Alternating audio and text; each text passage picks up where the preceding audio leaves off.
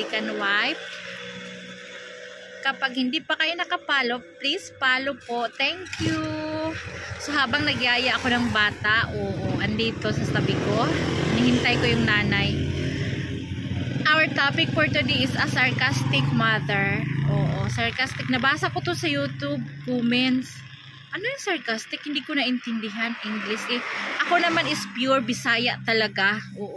Ang tigas ko magsalita at saka malakas yung boses ko. Tuwing tumatawag ako ng anak ko, malakas yung boses ko. Akala ng iba, galit na ako. Malakas yung boses ko, guys.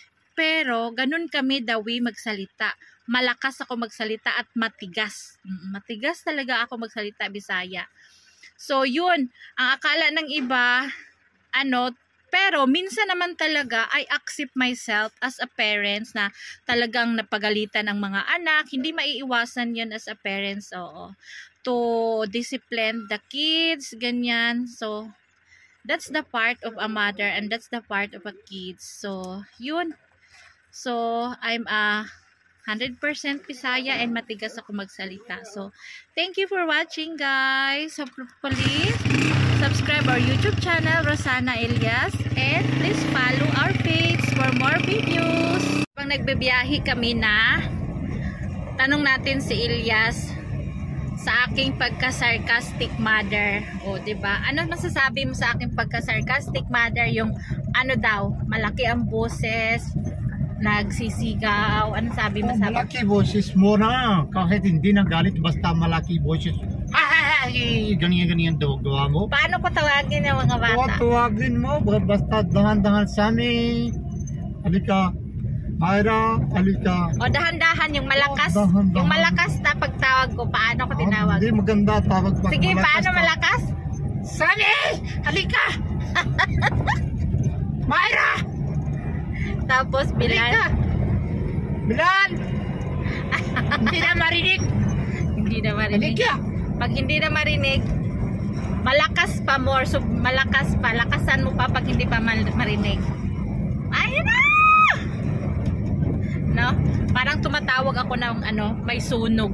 Pwede na bumbero yung bunganga ko. Diba? Ganun yan. Gawa sa yung kalbo. Gawa, sabi niya, gawa na sa'yo kalbo. Kalbuhin daw kita. Kalbuhin kita! Sabi niya, Elias, gawa sa'yo kalbo. Diyos ko, Mio.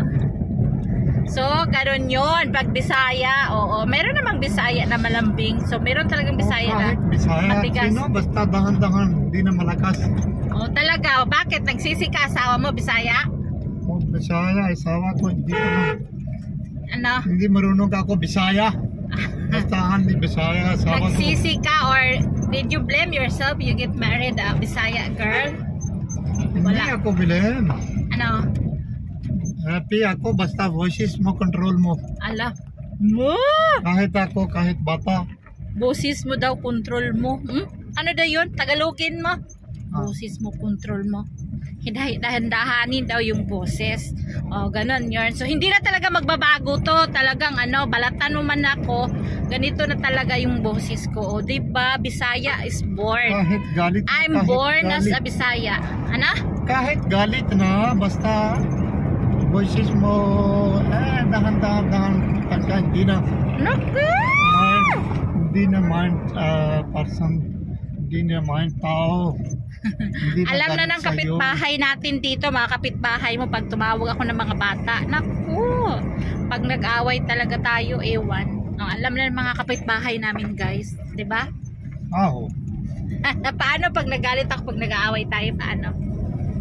Away, galit tayo pag paano ako magalit? Sabi ko sa iyo, tulog na dito sa akin. Patayin na natin, kaya nag-iba na, tulog na sa akin.